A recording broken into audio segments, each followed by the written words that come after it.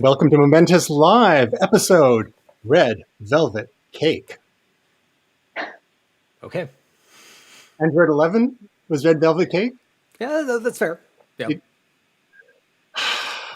Sure. You're the only one on this train. Just so we're clear. Well, Android 12, which we will be talking about today, its codename apparently is Snow Cone. Even though they're not using the codenames publicly anymore, I thought Red Velvet Cake would have been lovely. But that's a lot of syllables for marketing. Yeah. So it's our Google extravaganza. It's the day that Tasia has been waiting for. It's like Christmas in May. Are we excited or what? It's my Christmas to me, so I expect you all to wish me a very Merry Christmas. Thank you. Merry I.O. Yes. Yes! Merry Let's put I.O. on some shirts. Yep. So today was Google's I.O. Developer Conference. And sort of like the equivalent of Facebook's F8 or Apple's WWDC. And what's Microsoft's called? Does anyone remember? Developers. Exactly. So it was 2 hours. They didn't do like some of the other tech companies have been doing and kind of limiting themselves to an hour. They gave us the full Monty, a full 2 hours. And, you know, to be fair, they filled those hours with a lot of content. Some of it more interesting than others. Some of it, who knows if it'll ever see the light of day. And some of it, you know, will be coming later this year. They surprisingly no hardware announced at all. Some people thought there may be some talk of the newest Pixel phone, Pixel 6, I guess, but that's probably not going to happen till the fall at this point. Which, if they don't call it the Sixel, is a problem. The Sixel, right? Like that's exactly. Come on. So before we get into the stories, as for the live stream itself, I know a couple of us watched it here, and one of us was having trouble staying awake. That was a sedative for me. It's, you know what I like, and that's the thing is I love the content. It's good, but I was just like, what do I need? Do you need sugar? Do you need cocaine? Like, what is it that I need to get you to be a little bit more excited about your product? And it felt like I was back in university where I'm just sitting there listening to a lecture going, okay, yeah, the AI, that's pretty cool. That's great. Come on. Like enthusiasm. Maybe energy. they don't need the pomp and circumstance that certain companies think they need. They New, do. flashy, this, FOMO, no. And they do. It's Like the Center Pitch Eye needs to be like running atop Google headquarters and like Mission Impossible. They do. And that's the thing. There were cool things that were announced today, right? There was like AI and translation. Like it felt like a lecture, and I wanted to be, but after I fell asleep. Interesting. It was outdoors. They had a little platform, and they had a dozen or two people sitting in the round, socially distanced and masked. Yep. Even though, okay, fine. But one of the things about the energy is there was the pace. It was very deliberate. And I think everyone was coached to be speaking quite slowly. And I wonder if that's because, and I don't know if they've done this in the past or not, but the main stream that they were promoting featured an American Sign Language or ASL interpreter as well. And which is, I think, great for accessibility. It's interesting they made that the mainstream, I guess, for visibility's sake. Once you went to that YouTube stream page, you could access a link to a non-ASL version, and then you would have more of the screen dedicated to what they were showing on screen there. Now, Graham, I know that you have some experience with ASL in the past. What are your thoughts on this presentation featuring the ASL component? Well, I mean, it's fantastic to see that accessibility. My ex-wife was, and still is, a sign language interpreter. Now, the speed of that should not be dependent on that. I mean, when we're looking at guys like Nigel Howard, who here in British Columbia has been working with John Horgan and Bonnie Henry, they can. He's actually a deaf interpreter, so he's actually working through another interpreter who's off screen. So there shouldn't be an issue there. Like if you've ever seen anyone interpret a rap concert, folks can move fast. So that parental advisory. How do you do that in sign language? Very efficiently, actually. The one thing that I'm finding though, and maybe this was it. Are you guys you're watching a lot of stuff on Google? Like Tasia, you're making Google videos, like YouTube videos. Is anybody watching this at regular speed anymore? I'm one and Well, a when half it's to 1.75 times for all but of the when it's videos that live, I you don't watch. have much of a choice, I Well, guess. and that's it though. Right. It's just the video is now going to be archived and then sped up, right? Because it's just like I think a lot of us are sitting there going, I don't have the time anymore. And they were Yeah. it felt a little it felt ponderous, but I guess it was also like they were throwing some highly technical stuff at us. They had Michael Pena come in with the quantum stuff, and it was a bit of a gag, but it was also like there were terms there that I think a lot of folks hadn't heard before. So maybe it was just we're going to take our time to make sure that you hear the word qubit, which I think was actually originally used in ancient Egypt as a measurement, but now it's a measurement of quantum computing. So Every time they say qubit, I just think Qbert. So, I mean, looking at that, like the interpretation is fantastic. The fascinating thing here, though, is that Google is actually working on technology to make sign language interpreters irrelevant, right? Like they actually have it's almost like an interpretation software that's measuring people's facial expressions and their movements, which are the two things that make up ASL, to essentially create that interpretation through software as opposed to through a human being. Which, for anybody who's done that work is kind of disappointing. I think that element always needs to be there, but it's going to allow more accessibility for folks going forwards. But it's just interesting to see that this juxtaposition of those two. It's interesting, and I think good to have the option. For a lot of folks, just having the closed captioning is enough. But then at ASL, some people are more comfortable with that. So again, accessibility, as they say, helps everyone and hurts no one. So with anything, let's jump into what they actually covered, starting with Google Workspace. And I think we're going to throw to Tasia on this. Google launches Smart Canvas for more workspace collaboration. So I'm not sure how many times they've rebranded Google Workspace, because that's basically Google for Business, right? And it was there's Google Apps, and it was G Suite and Google for Business, and now it's Workspace. Am I correct in that? And now, Kind of. yeah, okay. And then Smart G Canvas. Suite for Business. It's Google Workspace. Yeah. So what? But Tell us Smart about Canvas really is just their cutesy name. That's as far as I know, Workspace isn't going to be rebranded as Smart Canvas. It's just what they're using to encompass the technology and the things you can do now and will be able to do within your Google suite of apps. So basically for Google Workspace, it is all about collaboration, collaboration, collaboration. So anyone that's like me that lives in Docs or, your G Suite even. In Docs, we've always been able to, well, for quite a few years, mention people. They're taking that same theory and they're going to allow users to use that in Sheets as well, but also not just to mention people, but you'll be able to mention files and meetings. So that way, if you're working in a collaborative doc or sheet, you can hyperlink right to the meet if you're talking about something and it pertains to that meeting, or you can hyperlink right to another file that's you're going to pull from your drive, which is really, really cool because it just, of course, makes everything more collaborative in there, and you don't have to flip between tabs. The other cool thing, there's like a million things, so I'll just highlight the coolest things that they're doing.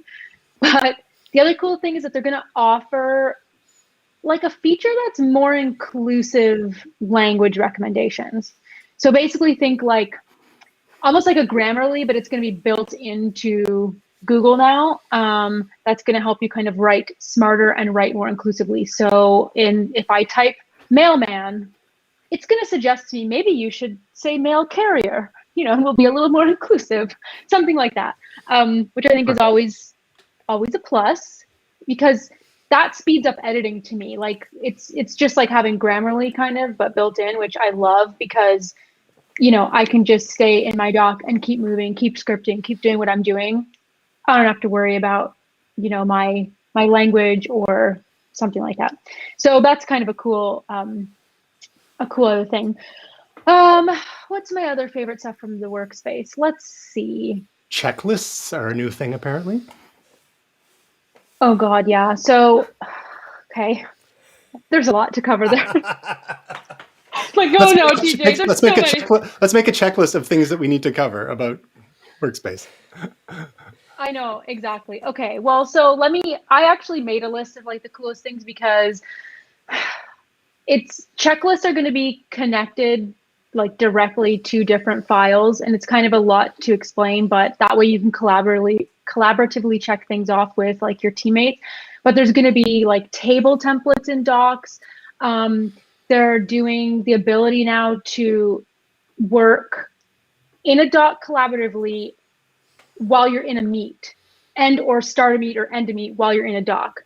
So like right now, if you're in a Google Doc, you have to like go to your other Google apps to like get to start a meet. So the theory is if we were all chatting like this on a Google Meet and we're all working on our Google Sheet of what's coming up on the next Momentous Live, we could all be just chatting live and seeing and hearing each other at the same time as we're updating that sheet, which is huge. Like that's probably one of the coolest things I think in this update, and really what they're trying to do with all of these things like checklists and this Meet collaboration. They're trying to just up their game with their competitors, like Microsoft Teams and stuff like that. Which me, I'm biased. I already think like Google's awesome and Google's the best. What? So to me, it's just like, this makes it easier. You guys, I never have to leave my Google Workspace ever again. It does feel like they're knocking down the walls between the silos, which was the biggest problem with Google services. Yes. Because they felt like they were independent, which made it very easy, I think, for Google and Alphabet to kill them. When something stands alone, you can take it out behind the chemical shed and put a bullet in it. But the moment that it starts to integrate with everything else, and this is all starting to integrate with everything else, this is what we wanted from Google for a very, very long time. And they're, whether it was a deliberate intention or whether it was these teams coming to it organically, they're starting to knit together. And I was like, there you are. That's what I've wanted from you for the last decade. Here you are. So it was really exciting to see that today, because all of these little services that individually, they're good. Together, they're great. They're exciting. I feel the same. And the other thing too that gets me jazzed about it is we were talking about accessibility, and Meet's going to get some new accessibility features within this kind of workspace, realm. I'll be curious to see. I'm sure it'll work for Meet regardless of whether you have paid Workspace or not. But they're going to have the ability to have like live captions and subtitles, which again is just accessibility within internal teams as well. It's just, to me, I'm like always game for that type of stuff, and how Google can be using their AI for good. You've got the power. Do something good with it. Do something. Well, I think for Will and I, the feature that we're looking most forward to is the ability to do emoji reactions now. Yes. That is very top of mind for many people, I am sure. I'm sure it won't be annoying to colleagues at all to just get like a laughing so hard I'm crying emoji. Let's face it, the poop emoji is going to be the #1 used emoji. Will's already a master of the emoji reactions in Skype, so I think there's some transferable skills there, definitely. Oh, we can't hear you, Will. He's using Google Meet. It's fine. It's fine. Can I tell you sort of one of the interesting things is with all of the communication services that Google has put together over the course of the last 10 years, it's starting to feel like Meet is actually emerging as the winner, which is fascinating because they put so much effort into RCS and it hasn't really caught on. And it's like after Allo, after Duo, after all of these things, Hangouts. Meet, yeah, and Wave, and Meet is the last man standing. It's like good on for them. you. Good for you. I love Google Meet. I'm it's proud my of it. go-to. It's the scrappy little service that did. Will, I think you're back, right? Yes. Hooray! Okay. Can you hear me now? I can indeed. I was going Good. to say at my former employer, when we had all staff meetings, they would often say, "Everyone can clap now," and you just press the clap emoji button on Teams, and all these like little claps would come up. Times. I think I just sheared off a little bit of my soul. That's, Truly. I'm so sorry. It truly is 2021. It's like a morning cheer on your Zoom meeting. Don't do it. Don't do it. All right. So next up, Google demos Lambda. Of course, they forgot the B in there in their acronym, so now the word Lambda is going to get misspelled forever now. But a next generation AI for dialogue. I just keep on thinking lambda, lambda, lambda from Revenge of the Nerds. Exactly. So what's Lambda about, Graham? So obviously, this AI suite that's designed to process real world language. And I mean, that in and of itself, the semantics of real world language it's so challenging. We've seen this with Alexa, we've seen this with Siri.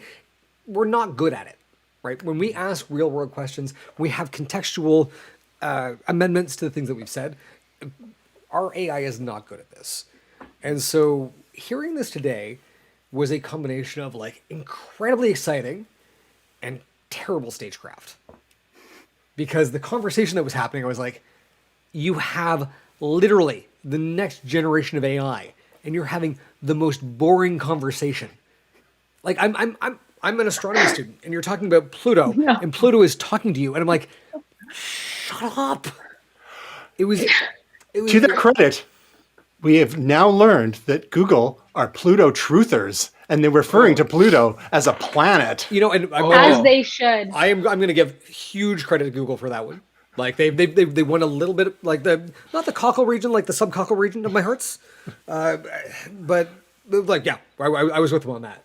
But it was just like, and this was sort of again going back to the whole thing for me is just like, can you be a little more excited? Like let's just give me a little more energy. Pluto was Yeah, but it's because they have to pull the facts, right? So the whole purpose behind it is to show in this recorded demo what theoretically it could be live.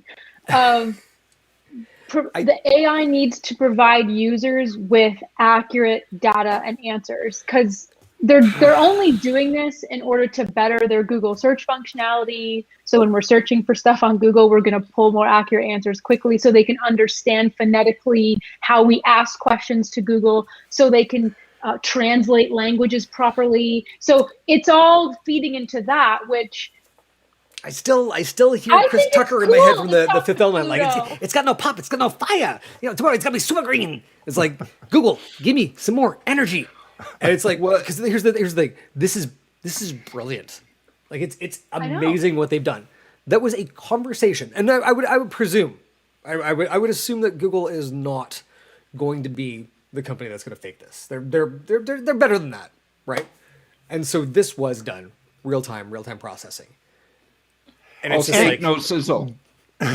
you know, here's the thing. Steak, sizzle, you give me a little more pepper. I need a little more pepper on this. It just needed a little more spice, a little more energy. I think And- you needed me asking the questions. You know what? I would actually recommend that to Google. They should, Tasia Custodi, you can invite her on. Yes, I'm waiting. My impression of it is that Steve Ballmer wasn't invited to this one, and this was just the developers were running the show here, and so for them, No this chairs were was super thrown. exciting. No chairs were thrown. Yeah. No developers. But I think and I totally agree with you, Gray. But I think this is where you see a difference from, say, a developers conference to what we saw recently with Apple, where it's all about it. There's steak there, but there's a lot of sizzle because there's actual products, right? Whereas this more tech demo kind of stuff. Can I ask why we think that developers don't need a little sex in their lives? But I like just the meat. Just give me the meat. Absolutely, but you know, I like some sexy meat. Is what I'm saying, right? Like just give me a little bit more, right? Like, and here's the thing: this is a hearts and minds thing, right? You want to, because this is not just for developers. We were watching this. I'm not a developer, And you got to get people on board.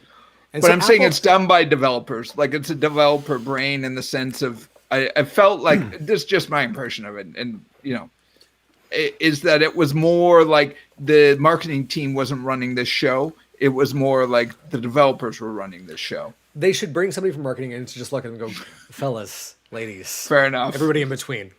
Come on. Yeah, I mean, Google is known for its engineering first culture, and that informs so much of what they do, including things like their historical user interface, which until at least the advent of material design a few years ago was sorely lacking. But their understanding of humans is another aspect to it as well. But this application of this Lambda, it's actually behind the scenes is something called MUM, which is the multitask unified model. We're going to be talking about that a little bit later as well. But the idea is that it can be simultaneously accessing various sources of information in order to be having this natural sounding conversation. So in the demonstration, one of the sample conversations was, I want to hike to Mount Fuji next fall. What should I do to prepare? That's a pretty open-ended question that, if you were to type that into a search engine nowadays, you'd get, vague answers that might point you in the right direction in terms of web pages. But the model would provide answers like, what kinds of things you would wear. And it would provide articles, videos, images, but it was giving recognizing the context of the question and the conversation. And I think one of the most fascinating applications of this, we talked about Google Duplex a couple of years ago, which is used to save consumers time when booking appointments at salons or ordering takeout or whatever. You could have technology like this on the receiving end if Google ever licensed it, so you could have conversations where there's no humans involved anymore. Yeah. It's just, you got Google Duplex talking to Lambda, and then boom, we're irrelevant.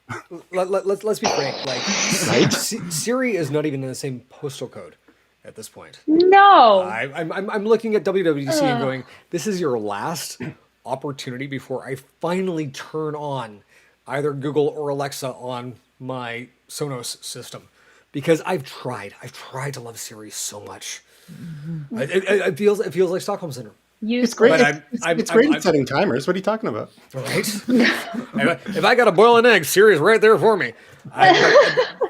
But like the number of times that I've searched the web for this, come on, right? I know. Like, it is the dumbest sibling in the family. So, and Google has just literally genetically engineered Dr. Bashir from Deep Space Nine as their new AI. Like it's great. It's smart. It's articulate. And Siri is just sitting there over in the corner. I'm like, we should probably fit you for a very nice Johnny Ive designed dunce cap, because you're really not helping me at all here. I've stopped using voice search because it's so embarrassing when it goes wrong. So today I was looking at it going, I hate the fact that you're doing it really, really well, because I'm probably going to have to put some sort of Google system in my house at some point. Well, it just feels like, what's the point sometimes with Siri, right? Like, I could just type it faster. The number of times I have to refine the search or do it again, it's like, why did I even bother with this? Why didn't I just type it in? World domination. I feel like Apple does everything else so well that they've actually just handicapped Siri deliberately so that they're not looking too good around everybody else. That is totally the lie that I tell myself. It's a shame because they had such a head start in acquiring Siri from SRI, which was a military offshoot, and they kind of sat on it a little too long, and then Amazon and Google really overtook them. Now, to be fair, like Siri does most of the things that I ask it to do, and a lot of that is just like making calls for me. And if you have a lot of metadata set up properly in your contacts, does fine. Mechanical things, some basic lookups and whatnot. But I don't push it too hard. But imagine if you could. You mentioned boiling eggs. Imagine if you could boil 1,000 eggs simultaneously in a massively parallel way. Yeah. Well, Google is setting us up for just that by expanding its quantum computing ambitions with a new center. And they also have plans for a better qubit. Again, we're not going to get too far down the rabbit hole on this because we would soon enter the quantum realm, just like Gray mentioned that Michael Pena was there of Ant-Man fame and others. to help explain. He played the role of the perplexed audience in that video, and it was pretty funny, to be fair.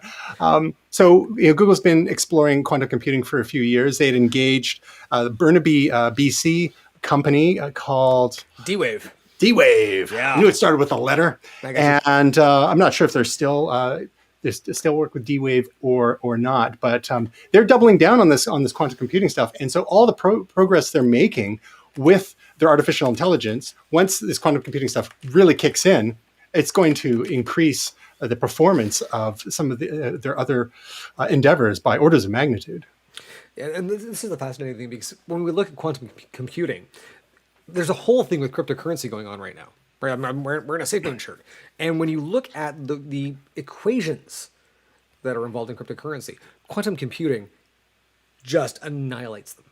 So this actually could be something where we're about to build an entire decentralized finance system, and we could have this thing just come in and just sweep the legs right out of it. I don't think it's going to happen, but there's always that little risk, you know. It's fascinating. Were you guys there when we saw IBM's quantum computer? It looked like a chandelier at CES. It was a couple of years ago. It looked like art, and you could hear it sing. That was the thing that got me, is when it was operating, the sound that it made. I was fascinated by this thing, because I'd never heard anything quite like it in a computer. Very, very cool stuff. Now, if you are interested in quantum computing, because it is a very dense topic and mind expanding in a lot of ways when you start delving deep into it. But if you want a fictional entryway into it, take a look at the AMC TV series. I believe it was AMC. It came out last year, and it was called Devs. And it's about a Silicon Valley startup ostensibly working in quantum computing, and what they do with that technology to basically create a simulation of all of history and project into the future. Highly recommended. We're not doing picks of the week, but that's my pick of the week right there. Yes. DEVS. It's just a one season limited series. It's definitely worth a look. And Nick Offerman plays one of the protagonists in it. Awesome. So, quantum computing.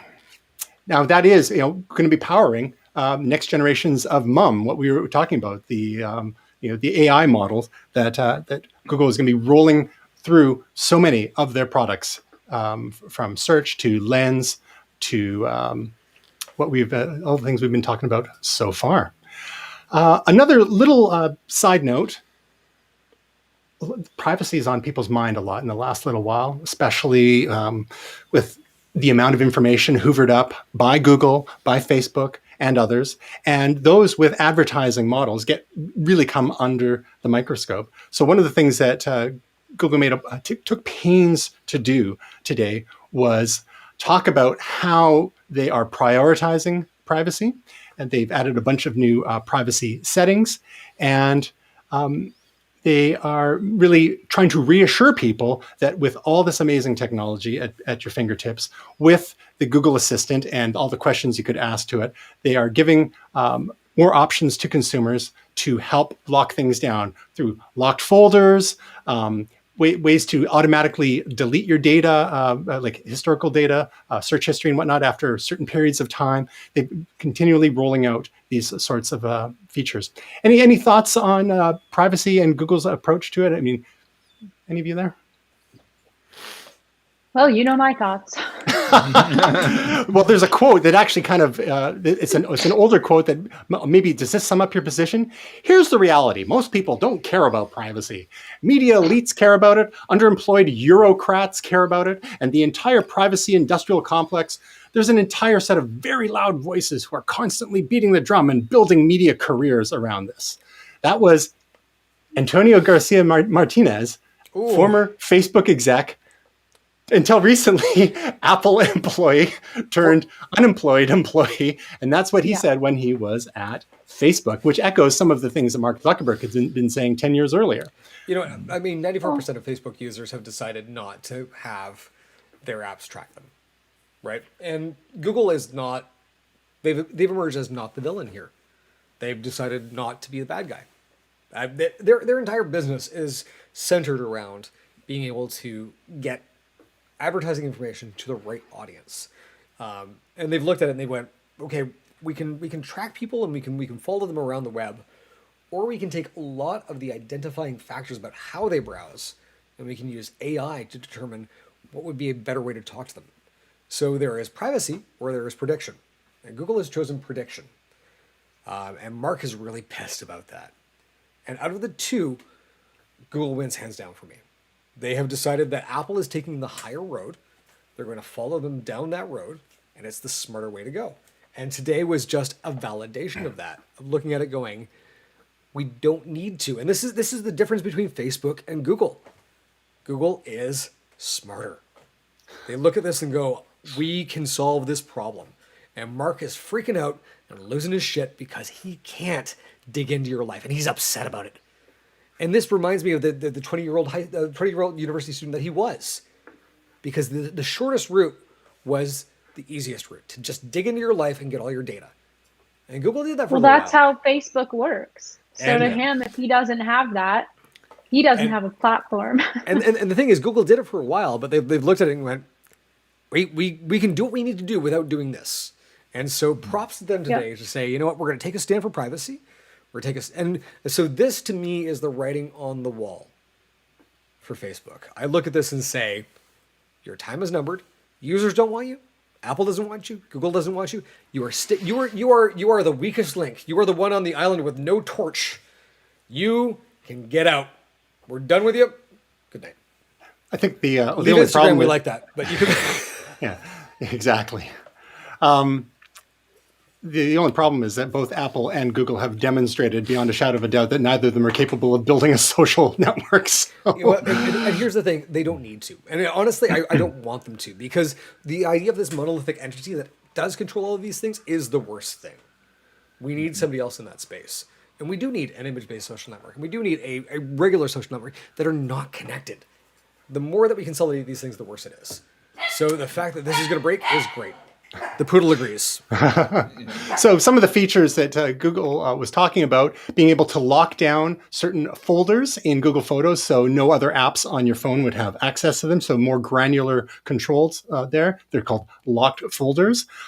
Enhancements to their password manager. And then, as I alluded to earlier, being able to quickly delete things from your search history, even as short as 15 minutes. So you look something up and boom, it's out of your search history, especially if you're searching questionable materials.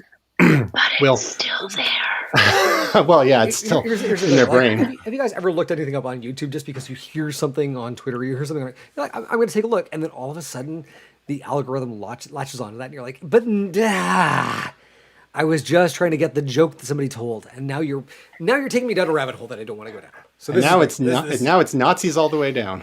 Well, I'll give you a quick example. I've been watching this fascinating series called Narco Wars, and Googling various people like Chapo Guzman and find out a little bit more.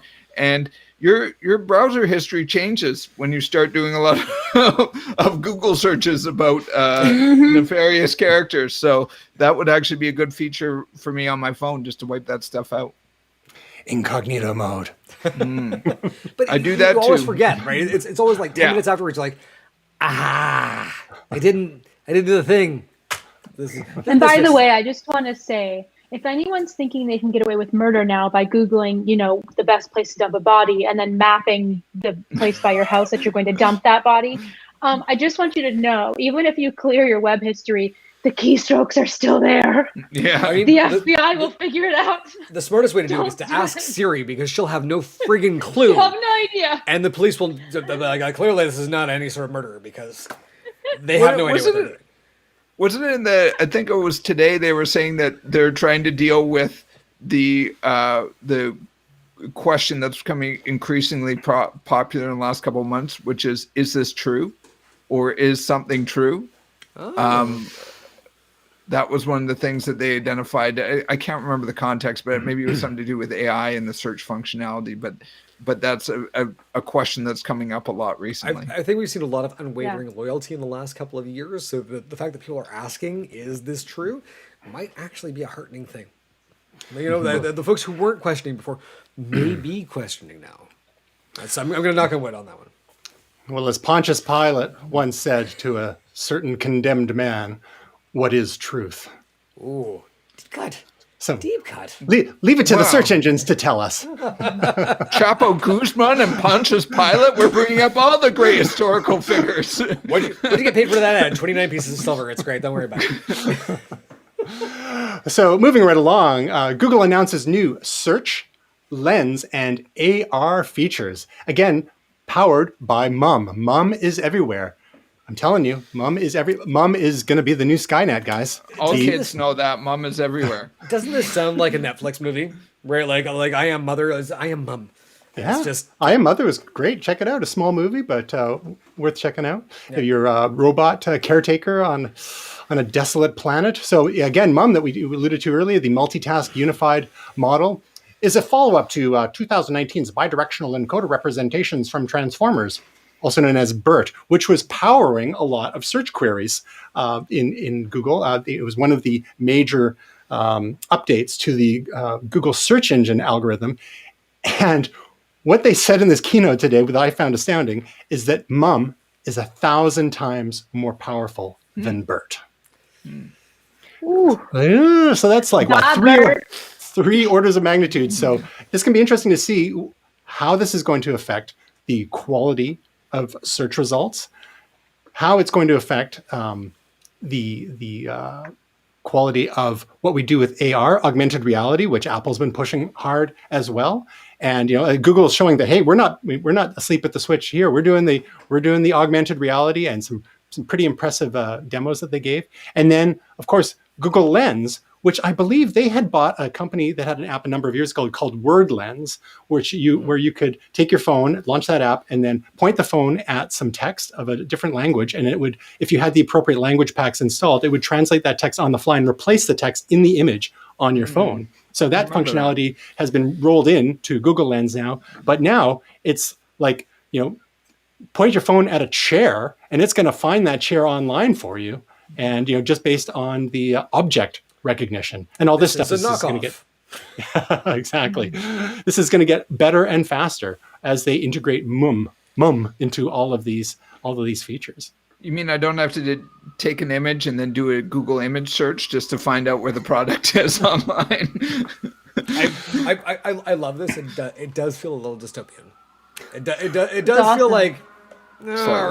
Is this the beginning of the end? Because it feels like the beginning of the end. It sounds like the beginning of the end out there. Speaking of dystopian, is that your neighborhood where we can hear the sirens from there? They're playing my song. It's just And it's Graham. We actually had a fire extinguisher go off yesterday because about 6 months ago, someone set fire to the gas main of the building next to us for giggles. And so one of the residents of our building grabbed a fire extinguisher to try and put it out. The gas it's not going out. They just don't even work. So he'd pulled the pin on it, but didn't actually use it, and had put it back on the shelf. And so somebody, as they were walking through, leaned on the handle, and then this thing vomited forth all of the fire retardant material that it did, which sets off the fire alarm.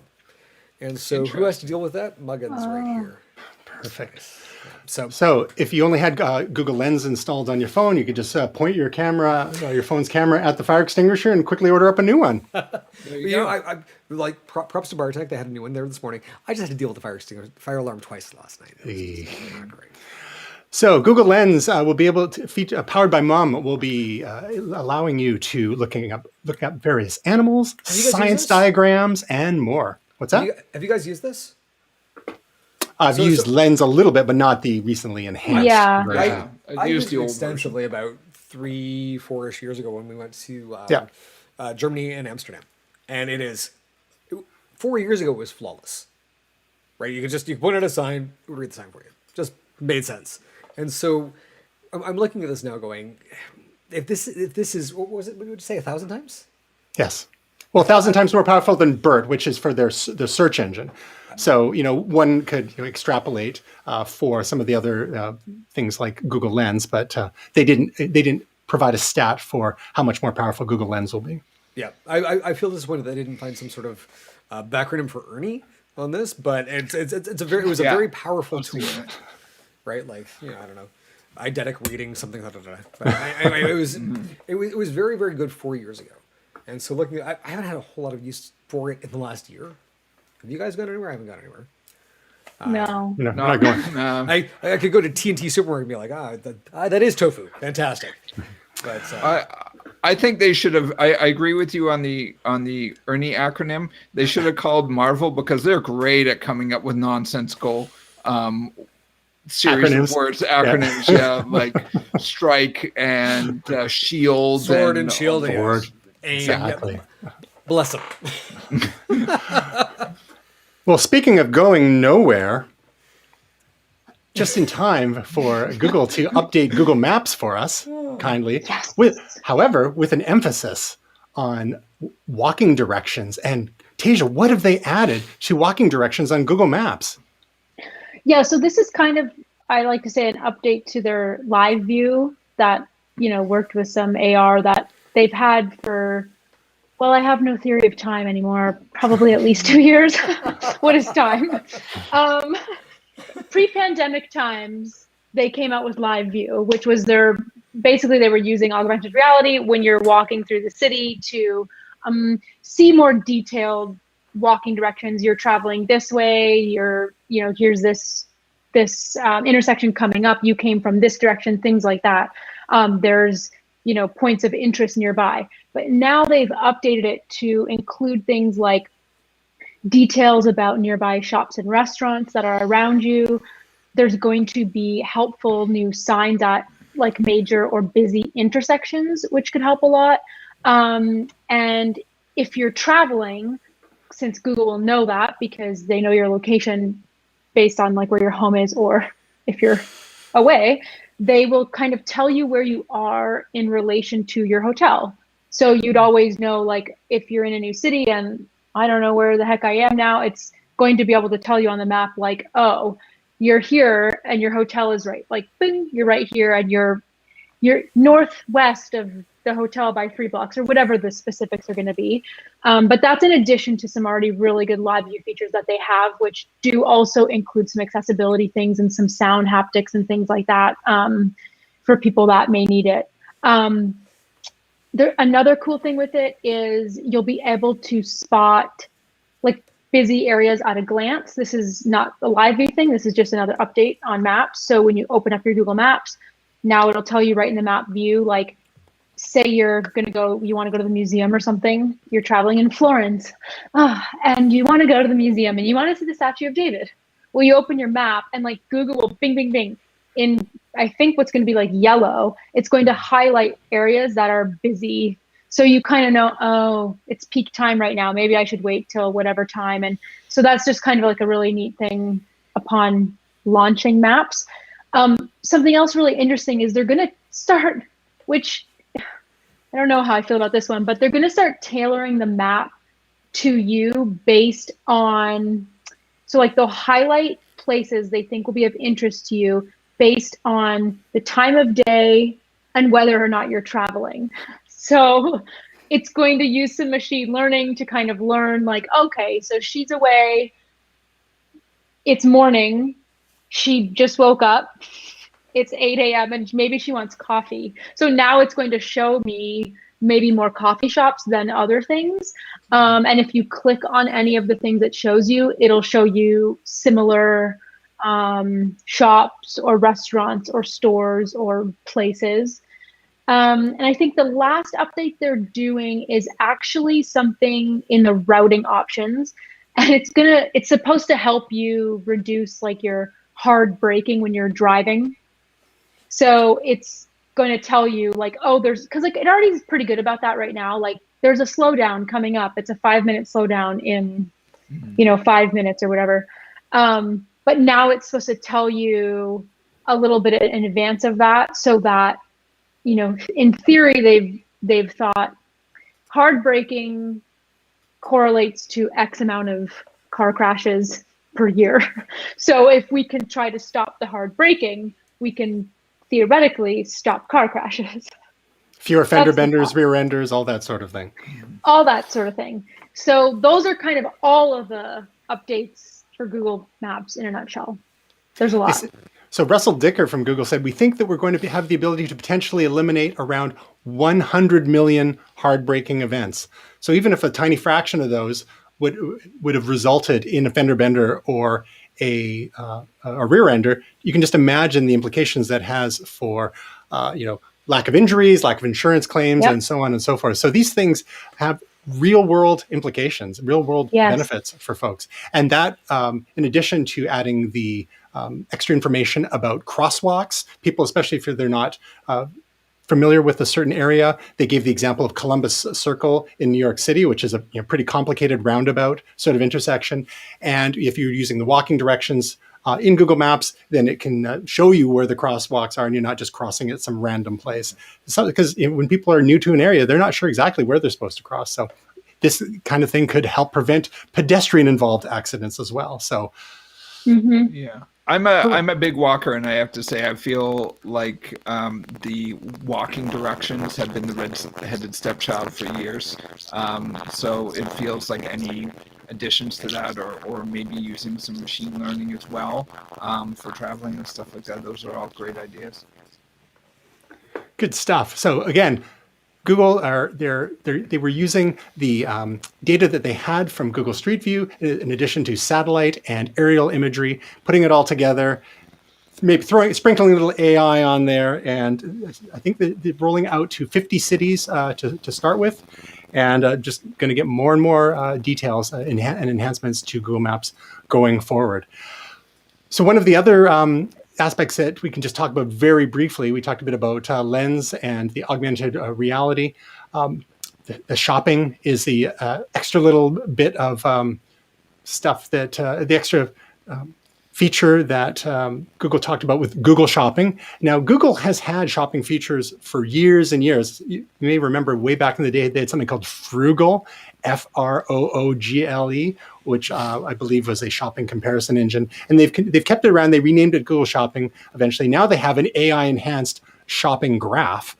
So, it's all about connecting you with what you're searching for, and at the best price, and helping to facilitate those searches, and eventually kind of, in some ways disintermediating some of the other middlemen in there. But they also announced a big partnership with Shopify, which represents 1.7 million merchants. So it's going to be interesting to see where that all goes. Tying in Google Lens, looking for products, taking photos of things using Google Lens, and having Google lead you exactly to what you want to buy, and maybe they'll want to take a cut at some point as well. I mean, with all these things we've been talking about, this is all to fulfill their mission that they stated right at the outset, to organize the world's information, and then, of course, present it back to you in a way that hopefully they can sell ads against. Yeah, you got to pay the bills somehow, right? Yeah. So next up, Google Photos gets some cool new features just in time for it not to be free. So TikTok. Google Photos has been one of the most generous in providing free storage for photos. And Tasia, you are a user of Google Photos, are you not? Yes. Oh, yeah. I love it. So what are they doing for us now? I will become a paid user when they want me to in June.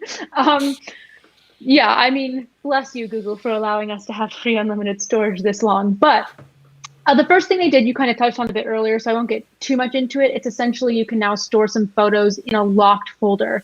That means you're going to create a password protected space on your phone. So those photos will not show up when you're scrolling through them in the Photos app. They'll just be behind that password protected spot. The cooler thing, though, that I think is happening in Google Photos is that you'll be able to make animated photos from stills. So you just need like 2 photos, and I think they're calling this cinematic moments or something like that.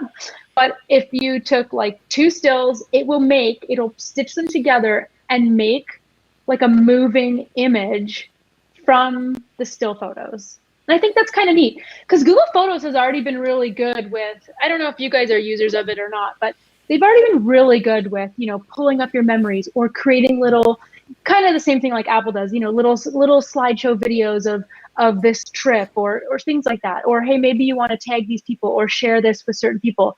But this is just a really cool thing now, to stitch two photos together to be like an animated image, just to have a slight movement. Also, because people get super bored looking at photos. So, it has some movement. Now maybe people won't be as bored. Those were the coolest updates for me, though.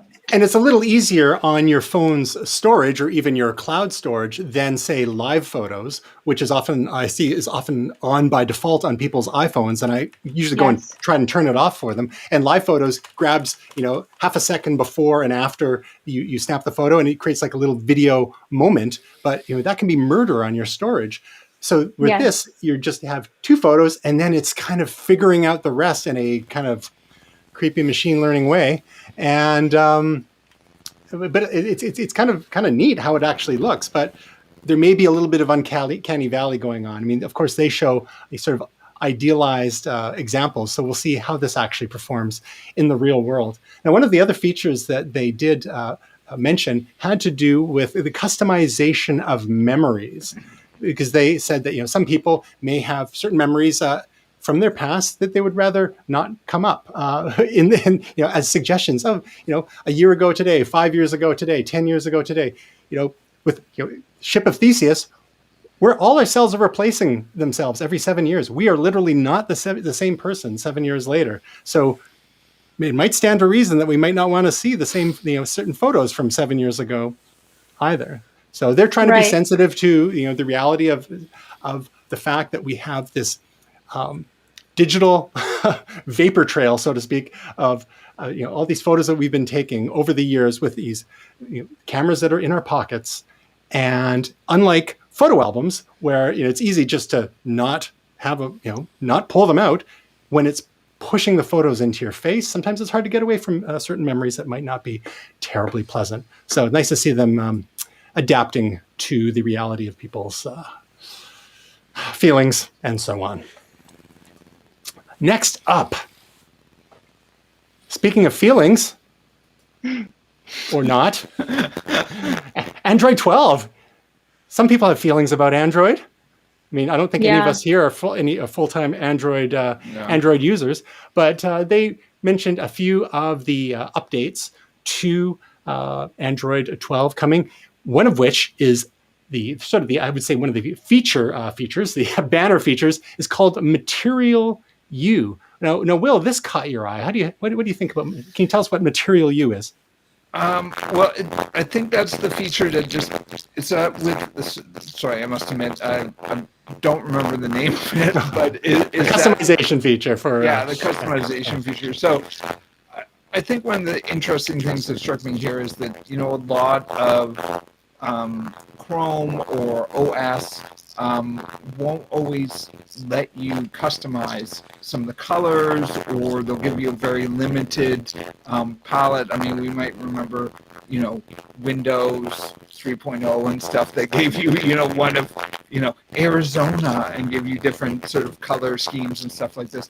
This seems to give you much more customization and, allows you to personalize things. And that's a big thing with devices and technology, is being able to customize it to your own sort of sensibilities or interests. So I think that's a great feature, but at the same point, there's also the whole idea of the, closed shop that, some things like Apple in the past have been a little bit more tight about letting you, change things or hack things, because you know what, it may just be hard on your eyes. It may not give you a good experience long term, just because you want to use teal and black. That may not be optimal for reading, even though you think it's cool. So there's just some of those things that I think sometimes we also see going the other way, which is not allowing customization. So I think it's very interesting that Android is allowing that customization, and that, in some ways, I think I'm responsible enough to change my own colors. So I like that side of it. But your colors are fine. We need to get you a new microphone. Straight up. I love you to pieces. I can't do it anymore.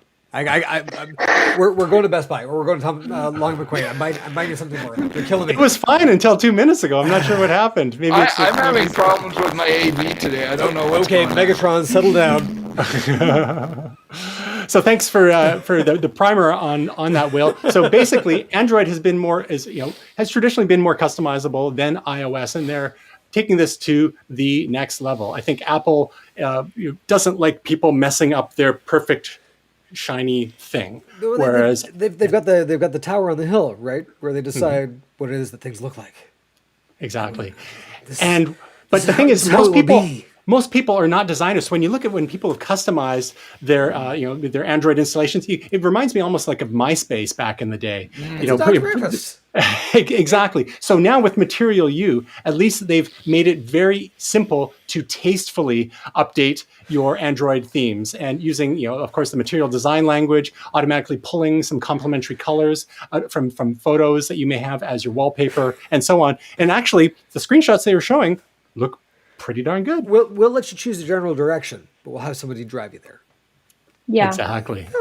And it's important to note that right now is just customized on like Google devices, like the Pixel as an example. So it's kind of yet to be seen, like how, say, Samsung or other manufacturers, how they're going to use that their I feel like Samsung will devices. get it right. I feel like OnePlus will get it right. It's the ZTEs and the whoever else's that you're just like, Wow. Yeah, it's there for them to implement. We just don't know if it'll look similar, the exact same, yet to be seen. TBD. This is where I want Google to just be autocratic and be like, okay, we're done with all of you. All of your TouchWiz and your other nonsense, we're done. You who had aspirations of being a designer, stop. Because you're terrible. So a couple Material U and you're all done.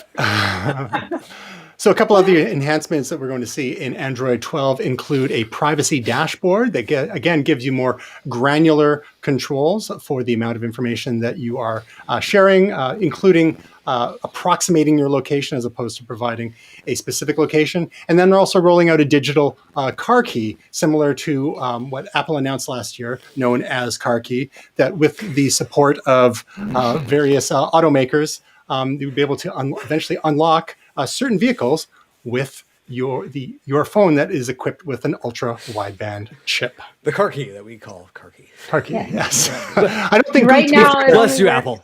Yeah. Yeah. Well, Apple is staking claim on all the generic words, right? And then everyone else has to like dance around. It's an app store. It's a car key. Oh, for crying out loud. Exactly. Photos. It's not iBooks anymore. It's books. So there you go. Come on, Tim.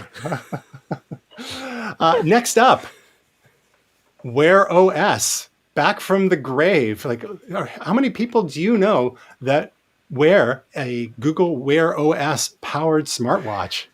You know, there was a Mel Lastman in Toronto had a furniture company called Bad Boy, and who beats Bad Boy? Nobody. This is the famous mayor, right? Nobody. As I don't know. I know one person who wears Android Wear. And I think it's actually because the watch is still fastened to his wrist. I don't actually think it has power. I think it's almost like a low jack. He's just... Now, to be fair, Fitbit, whom Google acquired in the last couple of years, I know a fair number of people that have Fitbits. You know, they're lower price. You know, they're lower featured. They're not claiming to be a full-on smartwatch, but as basic fitness tracker, they do a lot of what a lot of people are perfectly happy with. So that was probably a smart acquisition on Google's part. Now they're using some of the brains they acquired in the Fitbit acquisition to, and also they're working with Samsung now, who have their own operating system called Tizen, and they're doing the Voltron thing, putting their brains together and relaunching Wear OS under the same name that virtually no one knows about. I think it's just going to be known as Wear. It's going to be Wear? Google Wear now? Where? I think it's just going to be Wear, but they're working on it. So where is Wear? The theory is with them merging is it's going to be easier for developers because now they're only worried about essentially like developing for one platform instead of like a million friggin' Android things going on. And It's going to be better on the user end theoretically because it's going to allow for 30% faster load times with the apps. You'll have more customizable watch interfaces. Plus, users are just going to have now more actual choices with their hardware because it's opening it up to all of the Samsung models too and stuff like that. So it's a good move on their part, and I think it is going to bring them back a little bit from the dead. Back to Google's camera initiatives, again, powered by their relentless pursuit of machine learning and in artificial intelligence. They have a couple of interesting angles now with their Photos app. And one of them is they are vowing to improve skin tone representation. Basically, some people of color, especially the darker the skin, the harder it is for certain cameras to process images properly, get correct, white balance, color balance, all that sort of stuff, exposures. And, part of that is a function of, with the darker the skin, the harder it is to tease apart from shadows, et cetera, et cetera. But again, if you have people who are working on these algorithms that may be of a certain race or ethnicity, it may not even occur to them to look into tweaking some of these algorithms because they're not encountering those problems in their own lives. So Google, again, making another enlightened move here, is improving their algorithms to improve photo quality for people of color. I think we can agree that that's probably a good thing because it would be a little crazy making to try and take pictures of you and your friends of similar complexion. It's like these never look right. Yeah. So Will, you've had some experience with this. Google is trying to fix this. Yeah, I mean, I brought this up that I actually have had some experience with this other than, partly on phones, but partly just in general with photo software and display methods. A coworker of mine that I worked with for several years was very dark skin color, like extremely dark skin color. And basically, we were doing some training and other things like that, and we just basically couldn't use photos of him either on phones or even sometimes on cameras, but especially if there were other people who were next to him who were lighter skin tones, there just wasn't that ability to differentiate easily between, someone with a darker skin color and a lighter skin color. So he got to the point where he was like, just don't take photos of me. We're going to do a training session.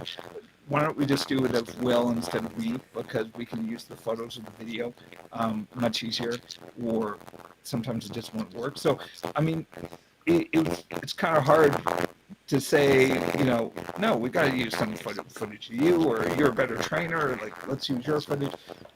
But, that's just the reality of how some of these softwares work, or how some of these image processing works. Yeah, yes and no, because the reality of how the software works is based on who wrote it. And Google themselves had an ethical artificial intelligence team where there was a woman named Timna Gibru, a doctor, and she focused on the fact that they had people who look like you and I writing AI. And they were not focusing on people who had different skin colors and different features. And so essentially there was bias built into the AI. So it's not just this is how AI is built. This is how AI is built by people who are building AI to address themselves and not addressing everybody else. And when Google heard from Dr. Gebru that there was inherent bias, they fired her. And this is going on right now. And it's incredibly disappointing. It's great to see that they are addressing this issue going forwards, but there is a whole boondoggle on the other side that they are accountable for. And I'm seeing this on my Twitter stream every day because the good doctor and a lot of her friends are still dealing with this issue because it is not going away. And it is incredibly frustrating to see them pay lip service to this right here. And meanwhile, they have not done right by Dr. Gebru on the other side. It's frustrating, at least for me.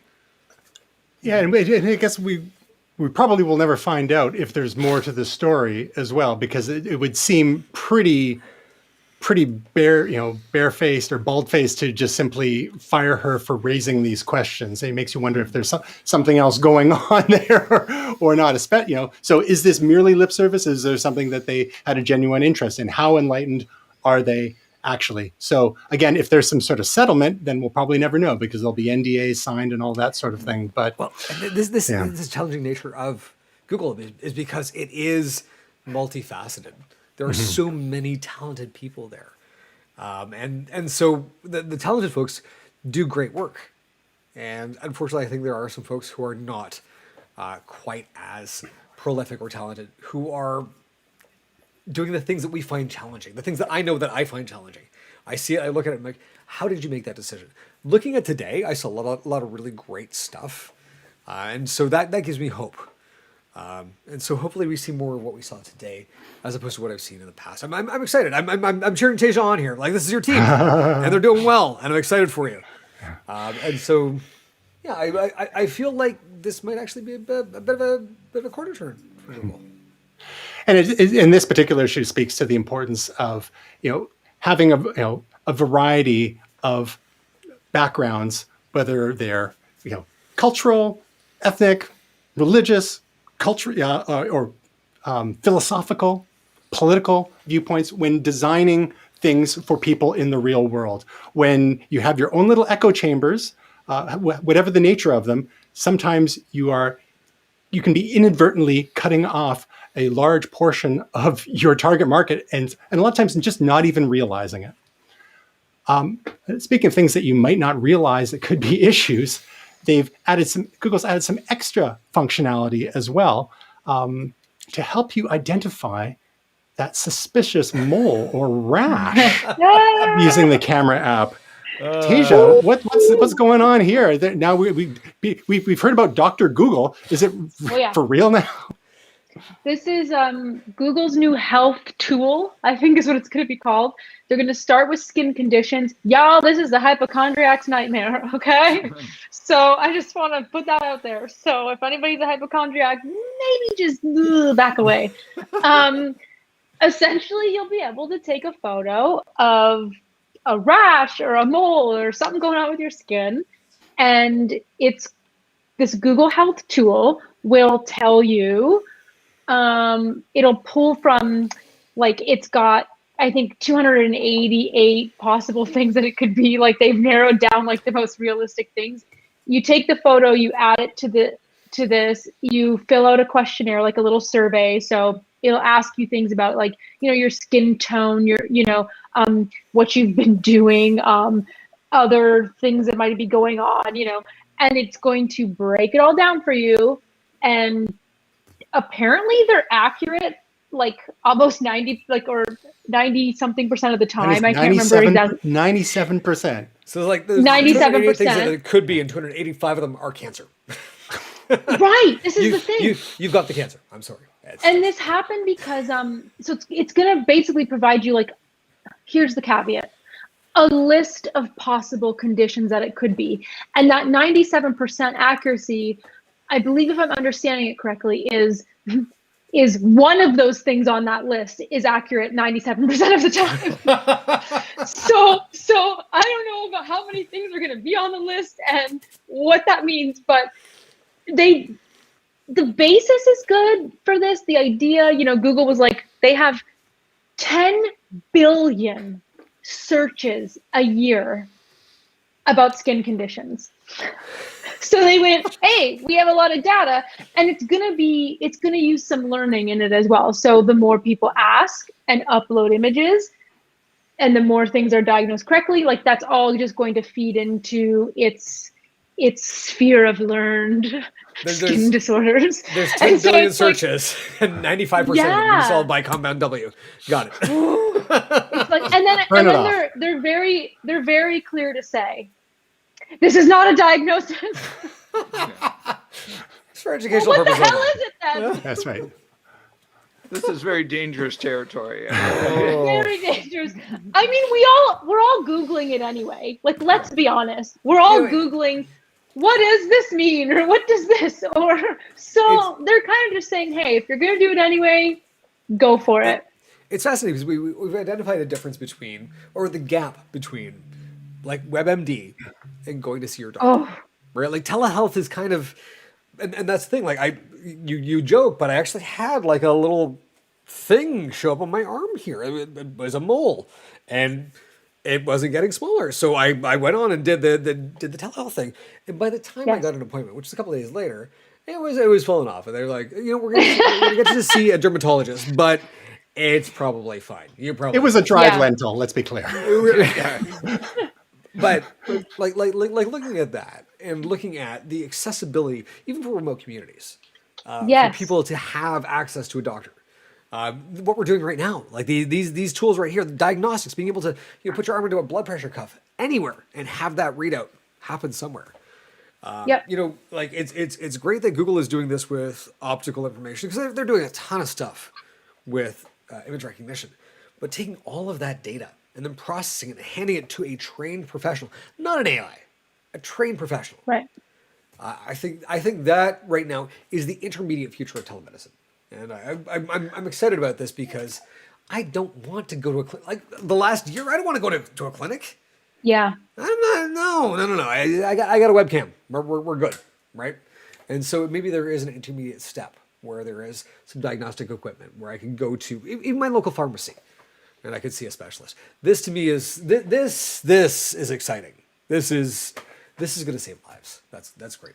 Well, I do think you're right, though. I mean, the camera functionalities coupled with the questionnaire you fill out, which I assume would also ask you things about, itchiness or texture or, maybe size, because think of something, yes, like skin cancers. You go into the dermatologist's office, they have a poster that shows you what to look for, what certain things to look for. So if the AI knows that, and it can look at my mole and say, oh, the edges of that, like, hey, is it bigger than it was last month?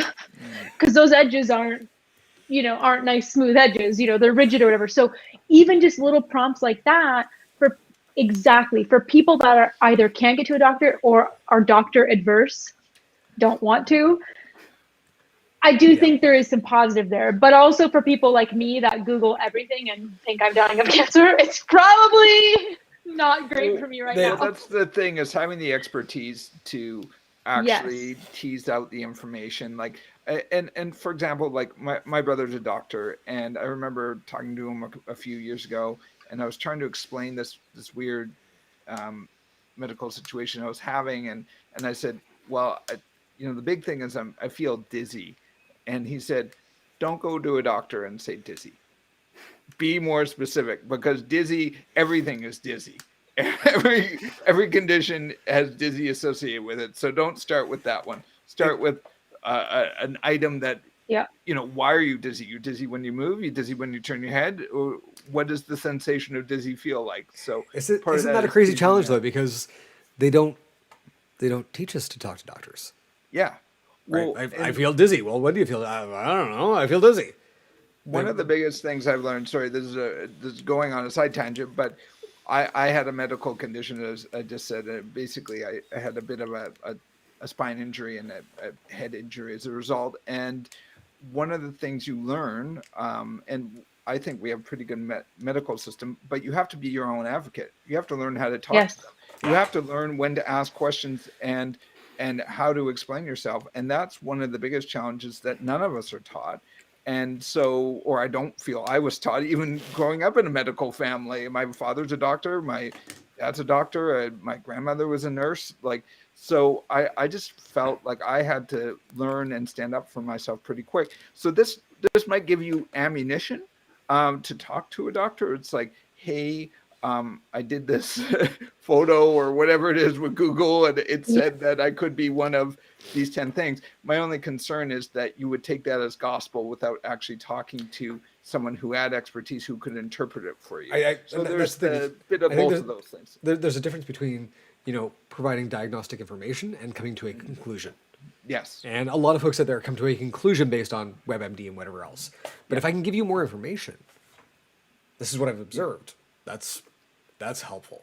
Well, I think I might have also told the story. I forget we're how many episodes in. I can't remember if I've told the story, but when I was getting diagnosed, my wife was next to me, and the doctor said the name of the condition that I had, and my wife was Googling it, and the doctor said, "Please don't Google it. Let me explain it to you first." Yeah. Yeah. Yeah. Yeah.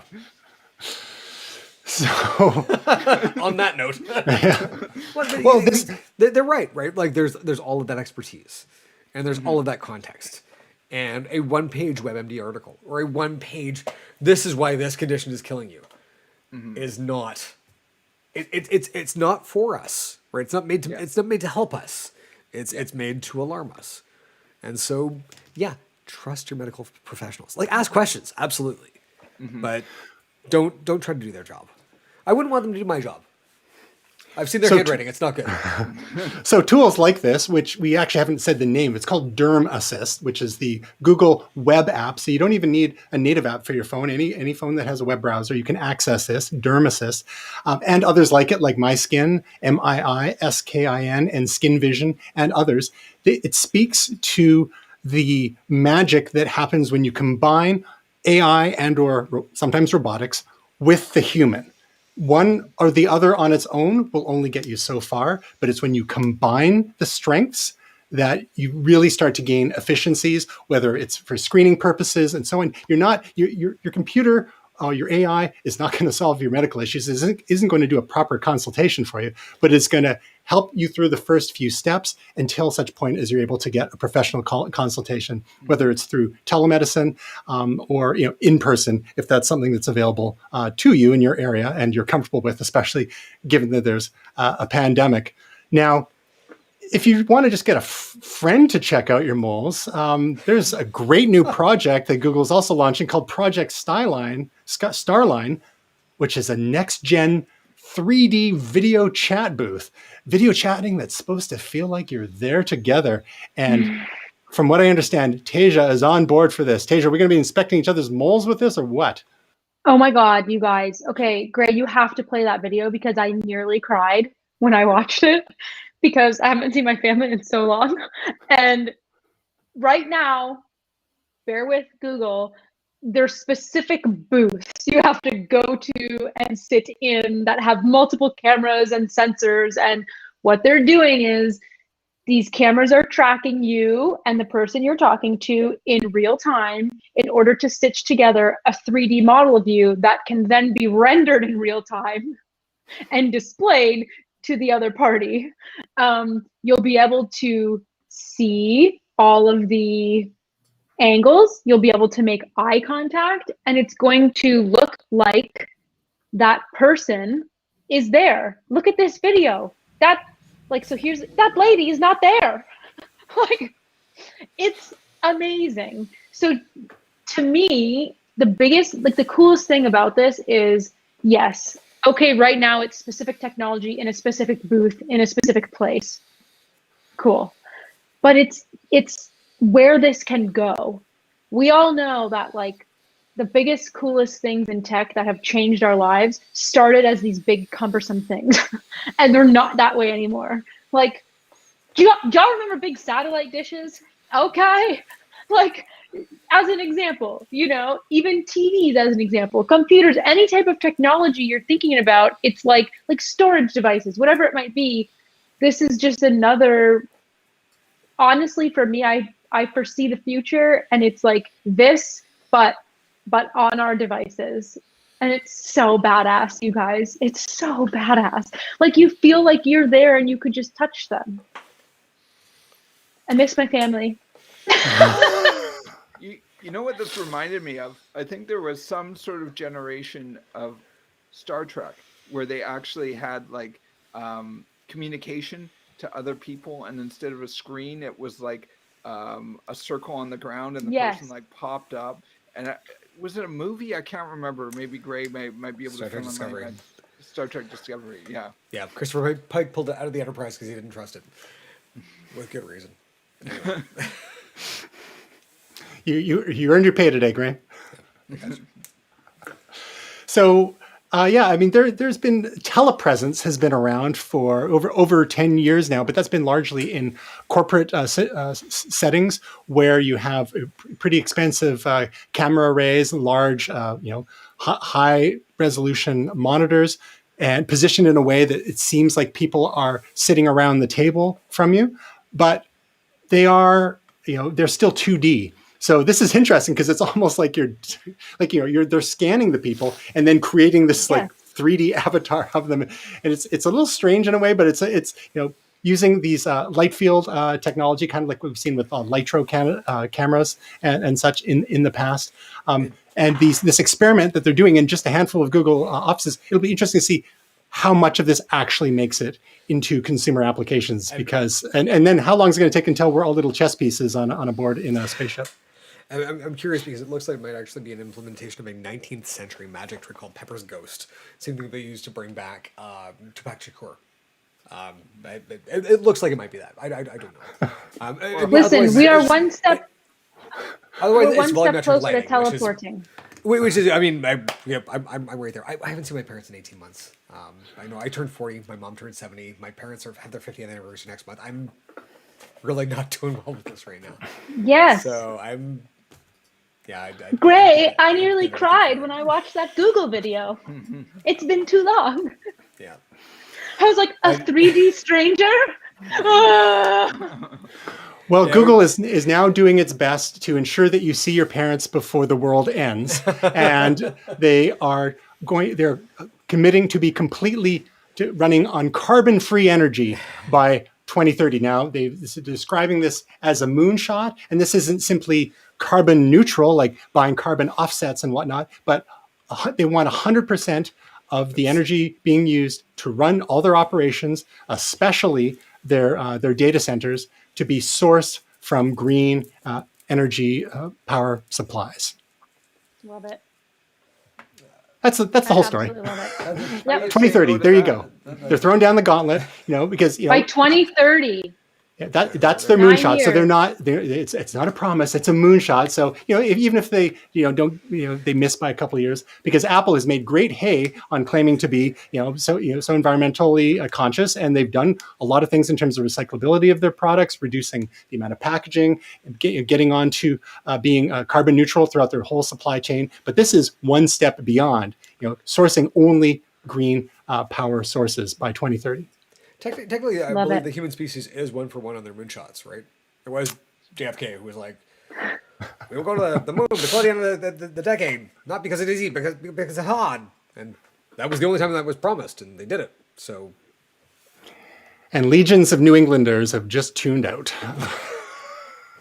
due to the great offense that they've just taken on your JFK impression. well, the best I can do. But they did it, right? I mean. Well, and the Google's famous for its moonshots, and they don't all go somewhere, but you never get anywhere by not trying. So might as well give it a go. And now it's like your move, Apple.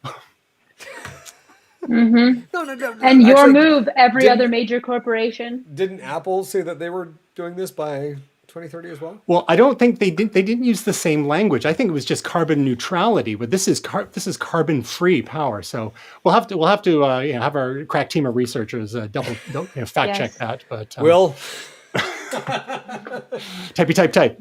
All right, so we have gone way long. There's so much wonderful stuff to talk about with Google's I/O. Even if it wasn't the most captivating keynote over the course of 2 hours, they could have tightened it a little, but there was a lot there to chew on, definitely. And so we'll have links to all the stories in the show notes that you can check out. But Teja, quelle surprise, you have one quick Google-related project for us this week? See, it is my latest video, which is the Google Sheets tips for productivity, which now I can't wait to update after this. And we have all kinds of cool updates to do, but there's some good hidden productivity tips in there for people if they are big Sheets users. So check it out. Okay. And sneak peek to what we might have the following week. Dun, dun, dun. Well, coming up this week in 2 days, on Thursday, I am dropping my top 10 announcements from Google I/O 2021. Whoop, whoop. So I'm going to run down my picks for the coolest / best announcements that they made today, because if you're anything like Gray, you either didn't sit through the 2 hours or you don't want to sit through the 2 hours. I could only make an hour and a half because I had a meeting at 11:30, so I had to leave. But Yes. I was impressed by the content. I just wasn't impressed by the presentation. I just want to grab somebody by the lapels and be like, "You guys are better than this." But you know what? What I heard actually made me really happy. So Yay! So before we let Tasia go to furiously work on her video, due in a couple of days, and now that his audio has recovered a bit, Will, why don't you tell us about something you got going on this week? Sure, yeah. So a while ago, I was approached to contribute to a looper. Basically, it's this organization called Scribe Society, and they have a battle of the year. So for their battle of 2021, they have this looper, and I contributed 2 loops to it. So it was, again, I have to say, anytime anyone asks me to be part of a looper, I always find it a huge honor. So I really appreciate being part of this one. So a lot of great stuff there. Go check it out on. I don't think right now that's a web looper. So the page there is just the listing of the looper. But if you go to Table Beats app on iOS and Android, you can download it there. Yeah, the tableist.net they're mentioning on this website here, and there's the app. I downloaded the app as well to check out some of your beats a couple of weeks ago. Pretty cool stuff, and lots of other artists there to check out. So thanks for sharing, Will, and kudos to you for being included on that. And so that brings us to the end of Momentous Live, episode Red Velvet Cake, also known as episode 11. Thank you very kindly to Gray Williams, Tasia Custodi, and William Silver. Check us out at momentous.tv, facebook.com/momentous.tv, twitter.com/momentous.tv, instagram.com/momentous/TV. And if you want to find us on YouTube, you can find me, youtube.com/TJMJutra.